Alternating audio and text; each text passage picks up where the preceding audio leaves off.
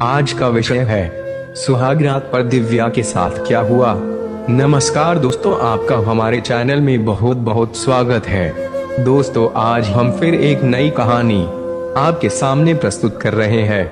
आप इस कहानी को सुनकर आनंद ले सकते हैं। चलिए कहानी को शुरू करते हैं। यदि आप भी हिंदी कहानियों को सुनना पसंद करते हैं तो इस चैनल में आपको एक से बढ़कर एक कहानी सुनने को मिलेगी, जिनको सुनकर आपका मन प्रसन्नचित्त और आनंदित हो जाएगा। आप इन कहानियों को निःशुल्क हमारे चैनल पर सुन सकते हैं। आप और अधिक इन कहानियों का आनंद ले सकते हैं। सभी कहानियां काल्पनिक रूप से हमारे चैनल के द्वारा सुन सकते हैं। अगर आपके पास कोई विषय है तो आप कमेंट बॉक्स में उसका जिक्र या राय दे सकते हैं। हमें आपके राय का इंतजार रहेगा। अपनी शादी की बात सुनकर दिव्या फट पड़ी।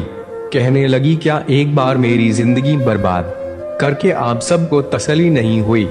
जो फिर से, अरे छोड़ दो न मुझे मेरे हाल पर, जाओ निकलो मेरे कमरे से, कहकर उसने अपने पास पड़े कुशन को दीवार पर दे मारा।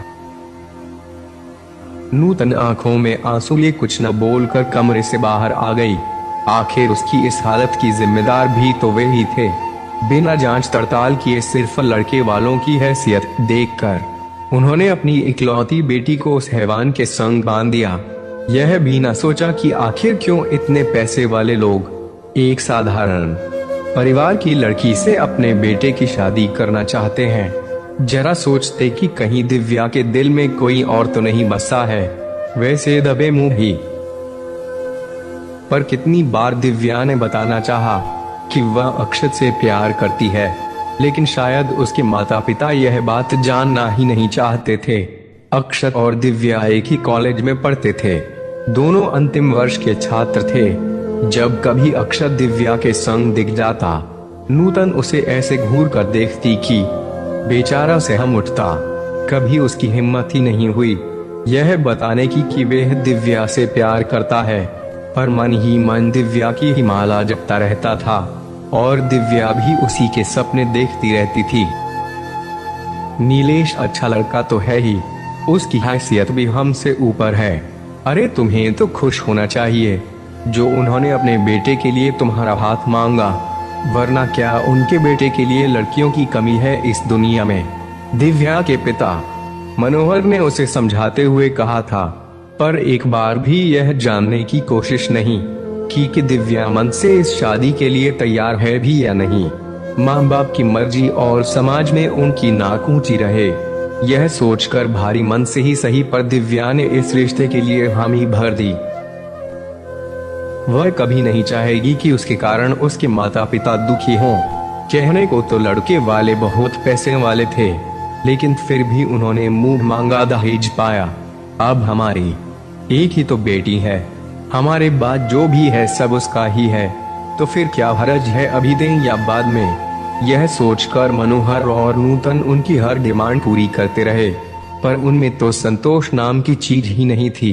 अपने नाते रिश्तेदार को वे यह कहते अघाते नहीं थे कि उनकी बेटी इतने बड़े घर में ब्याह रही है। लोग भी सुनकर कहते कि भाई मनोहर ने तो इतने बड़े घर में अपनी बेटी का ब्याह कर गंगा नहा ली। दिल पर पत्थर रख दिव्या भी अपने प्यार को भुलाकर ससुराल चल पड़ी। विदाई के वक्त उसने देखा एक कोने में खड़ा अक्षत अपने आंसू पोंछ रहा था। ससुराल पहुंचने पर नववधू का बहुत स्वागत हुआ। छुई मुई सी घूंघट काढ़े हर दुल्हन की तरह वह भी अपने पति का इंतजार कर रही थी। वह आया तो दिव्या का दिल धड़का और फिर संभला भी, लेकिन सोचिए जरा, क्या बीती होगी उस लड़की पर जिसकी सुहागरात पर उसका पति यह बोले कि वे उसके साथ संबंध बनाने में सक्षम नहीं है और वे इस बात के लिए उसे माफ कर दे। सुनकर धक रह गया दिव्या का कलेजा। आखिर क्या बीती होगी उसके दिल पर जब उसे यह पता चला कि उसका पति नामर्द है और धोखे में रखकर उसने उसे ब्याह लिया। पर क्यों जानबूझकर उसके साथ ऐसा किया गया? क्यों उसे और उसके परिवार को धोखे में रखा गया?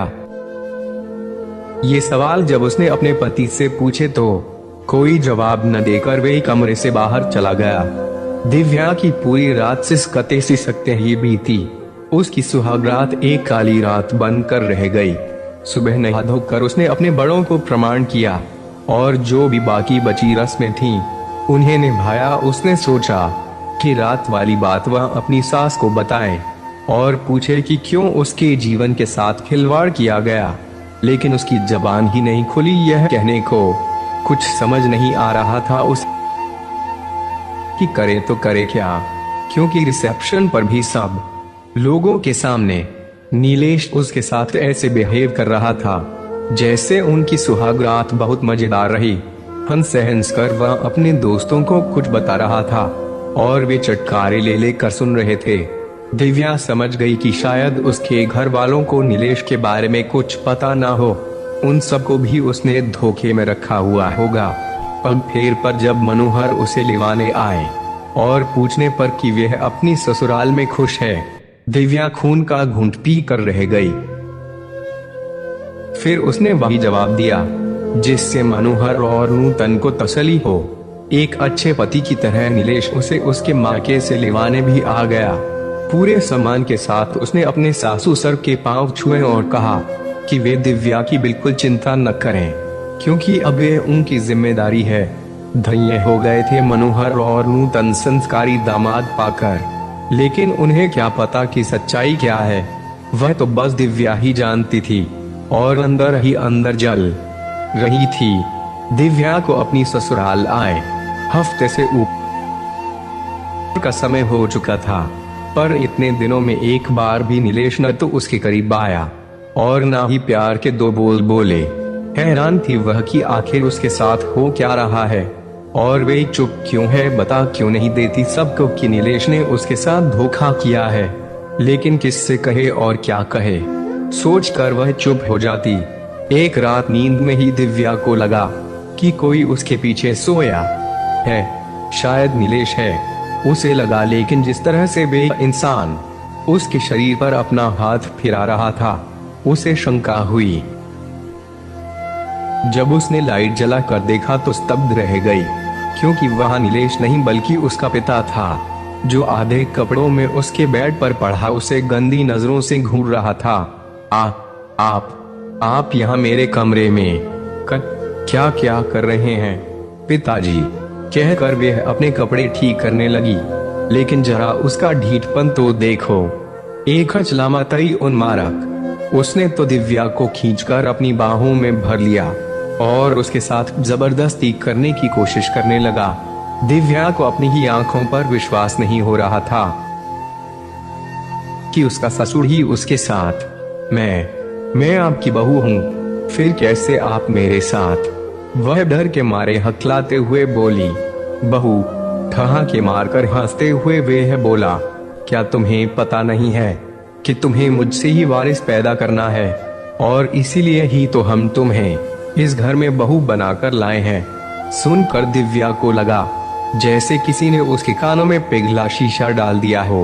वह कहने लगी, यह कैसी पागलों सी बातें कर रहे हैं आप, क्या शर्मोही या बेच खाई है?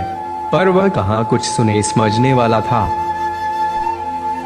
फिर उसने दिव्या के ऊपर झपट्टा मारा, लेकिन उसने अपने आप को उस दरिंदे से बचाने के लिए जैसे ही दरवाजा खोला, सामने ही नीलेश और उसकी माँ खड़े मिले। घबरा कर वह अपनी सास से लिपट गई और रोते हुए कहने लगी कि कैसे उसके ससुर उसके साथ जबरदस्ती करना चाह रहे हैं, उसे बचा ले। बहुत हो चुका यह चूहे बिल्ली का खेल। कान खोल कर सुन लो तुम कि ये सब जो हो रहा है न वे सब हमारी मर्जी से ही हो रहा है, और हम तुम्हें इसी वास्ते इस घर में बहू बनाकर लाए हैं। ज्यादा फड़फड़ाओ मत और जो हो रहा है होने दो। अपनी सास के मुंह से भी ऐसी बात सुनकर दिव्या का दिमाग घूम गया। उसे लगा वह बेहोश होकर गिर पड़ेगी। फिर अपने आप को संभालते हुए उसने कहा, तो क्या आपको भी पता है कि आपका बेटा? हाँ, और इसीलिए तो तुम जैसी साधारण लड़की को हमने इस घर में स्थान दिया, वरना लड़कियों की कमी थी क्या हमारे बेटे के लिए? पर मैं ही क्यों? यह बात हमें बताई क्यों नहीं दी? ये सारी बातें शादी के पहले क्यों धोखे में रखा आप सब ने? बताइए ना। चीखते हुए दिव्या कहने लगी, आप लोगों को क्या लगता है मैं यह सब चुपचाप सहती रहूंगी? नहीं, बताऊंगी सबको तुम सब की असलियत। क्या कहा? असलियत बताएगी? किसे? अपने बाप को, जो दिल का मरीज है। सोच, अगर तेरे बाप को कुछ हो गया तो फिर तेरी माँ का क्या होगा? कहाँ जाएगी वह तुझे लेकर? दुनिया को तो हम बताएंगे कि कैसे आते ही तुमने घर के मर्दों पर डोरे डलने शुरू कर दिए, और जब चोरी पकड़ी गई तो उलटे हम पर ही दोष मर रही है। दिव्या के बाल खींचते हुए नीलेश कहने लगा, तुमने क्या सोचा कि तुम मुझे पसंद आ गई थी, इसलिए हमने तुम्हारे घर रिश्ता भिजवाया था? देख, करना तो तुम्हें वही पड़ेगा जो हम चाहेंगे, वरना बात अधूरी छोड़कर उसने उसे उसके कमरे से बाहर निकाल दिया। पूरी रात दिव्या ने बेलकॉनी में रोते हुए बिताई। सुबह फिर उसकी सास कहने लगी, देखो बहू, जो हो रहा है होने दो, क्या फर्क पड़ता है कि तुम किससे रिश्ता बना रही हो और किससे नहीं? आखिर हम तो तुम्हें वारिस जनने के लिए इस घर में बहू बनाकर लाए हैं ना। इस घर और घर के लोगों से घृणा होने लगी थी दिव्या को, और अब एक ही सहारा था उसके पास। उसके ननद और नंदोई अब ही थे जो उसे इस नर्क से आजाद करा सकते थे। लेकिन जब उनके मुंह से भी उसने वही बातें सुनी तो उसके होश उड़ गए। वह समझ गई कि उसकी शादी एक साजिश के तहत हुई है। 3 महीने हो चुके थे उसकी शादी को। इन 3 महीनों में एक दिन भी ऐसा नहीं गया जब दिव्या ने आंसू न बहाए हों। उसका ससुर जिस तरह से उसे गिद्ध दृष्टि से देखता था, वह सिहर उठती थी। किसी तरह अब तक वे अपने आप को उस दरिंदे से बचाए थी। इस बीच जब भी मनोहर अपनी बेटी को लेवाने आते तो वे लोग यह कहकर उसे जाने से रोक देते कि अब उसके बिना यह घर नहीं चल सकता। उनके कहने का मतलब था कि वे लोग दिव्या को बहुत प्यार करते हैं, इसीलिए उसे कहीं जाने नहीं देना चाहते हैं। मन ही मन खुशी से झूम उठते मनोहर, यह सोचकर कि उनकी बेटी का उस घर में कितना सम्मान हो रहा है। लेकिन असलियत से वे वाकिफ नहीं थे कि उनकी बेटी के साथ इस घर में क्या क्या हो रहा है। दिव्या अभी अपने पिता के स्वास्थ्य के साथ कोई समझौता नहीं करना चाहती थी, इसलिए चुप थी। लेकिन उस रात तो हद हो गई जब उसे उसके ससुर के साथ एक कमरे में बंद कर दिया गया। वह चिल्लाती रही पर किसी ने दरवाजा नहीं खोला। क्या करती बेचारी? उठाकर फूलदान उस दरिंदे के सिर पर दे मारा, और जब उसके चिल्लाने की आवाजों से वे सब कमरे में आए तो वे सब की नजरें बचाकर घर से भाग निकली। अपनी बेटी को यूं अचानक अकेले और बलहवास अवस्था में देखकर मनोहर और नूतन हैरान रह गए। फिर जब उन्हें पूरी बात का पता चली तो जैसे उनके पैरों तले की जमीन ही खिसक गई। आन फानन में वे अपनी बेटी की ससुराल पहुंच गए, और जब उन्होंने उनसे अपनी बेटी के जुल्मों का हिसाब मांगा और कहा कि क्यों उन्होंने उन्हें धोखे में रखा, तो वे उलटे कहने लगे कि ऐसी कोई बात नहीं, उन्होंने ही अपनी पागल बेटी को उनके बेटे के पले बांध दिया। धोखा तो उनके साथ हुआ है। अच्छा तो फिर ठीक है, आप अपने बेटे की जांच करवाएं कि वह नपुंसक है या नहीं, और मैं भी अपनी बेटी की दिमागी जांच करवाता हूँ। फिर तो दूध का दूध और पानी का पानी हो जाएगा। न तुम लोग क्या समझे कि हम चुप बैठ जाएंगे?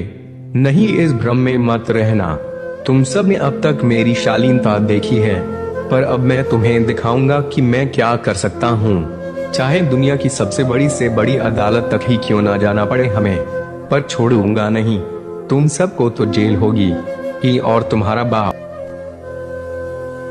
उसे तो फांसी न दिलवाई मैंने, तो मेरा भी नाम मनोहर नहीं। बोलते बोलते मनोहर का चेहरा क्रोध से लाल हो गया।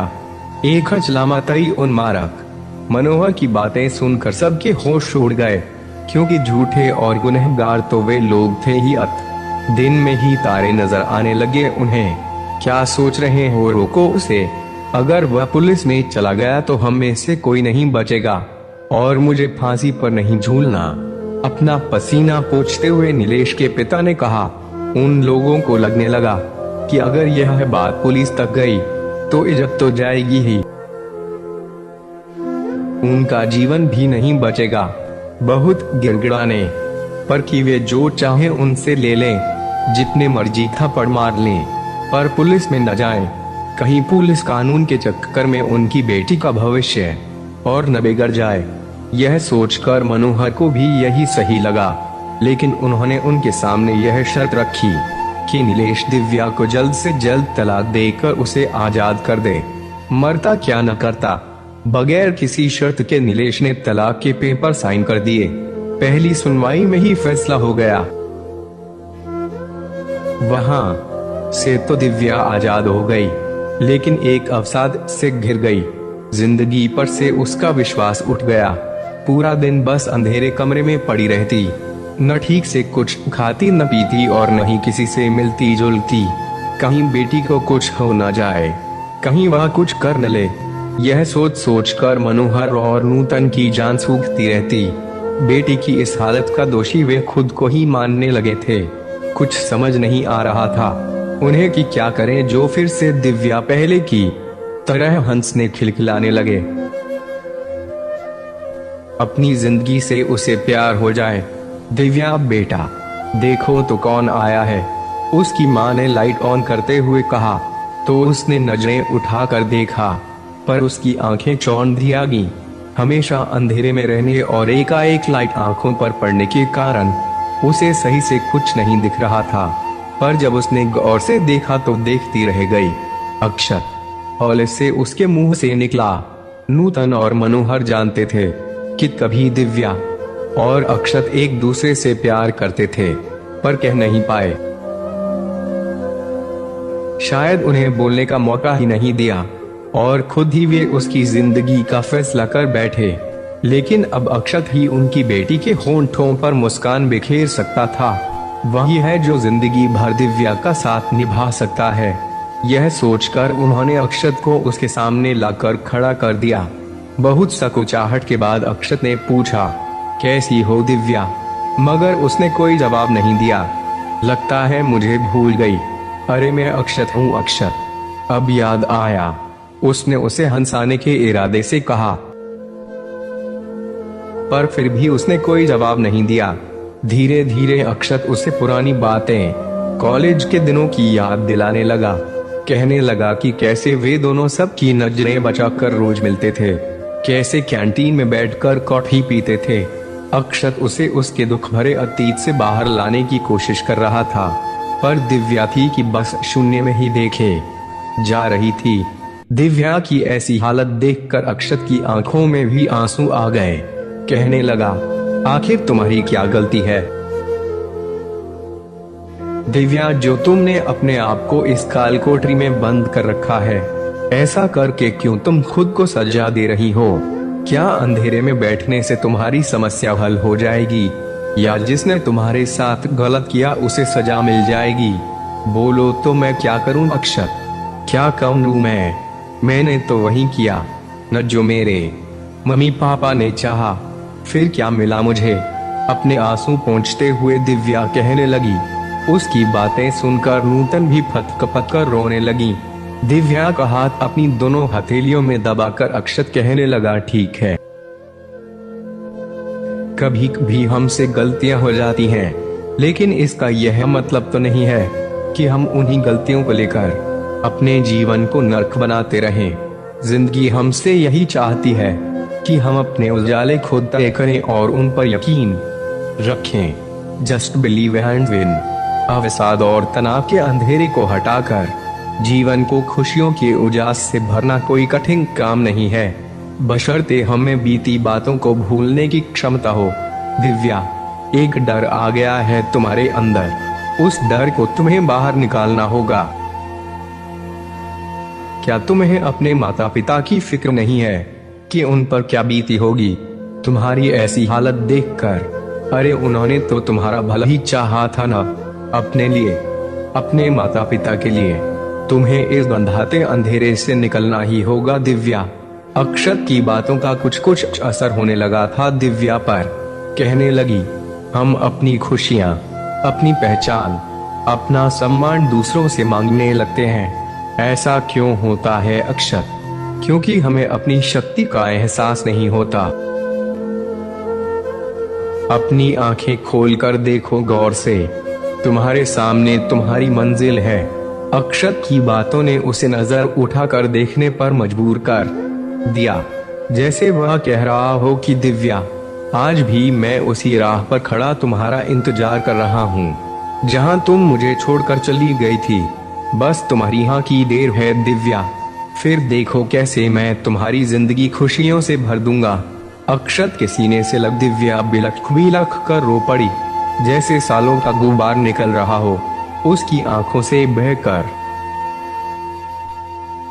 अक्षत ने भी उसे रोने दिया ताकि उसके सारे दुख दर्द उन आंसुओं के सहारे बाहर निकल जाएं और वह अपने डरावने अतीत से बाहर निकल सके। बाहर खड़े मनोहर और नूतन की आंखों से भी अविरल आंसू बहे जा रहे थे, पर आज ये खुशी के आंसू थे। यही से हमारी वीडियो खत्म होती है। आपका वीडियो देखने के लिए बहुत बहुत धन्यवाद। ऐसे ही वीडियो देखने के लिए आप हमारे चैनल को सब्सक्राइब कर सकते हैं।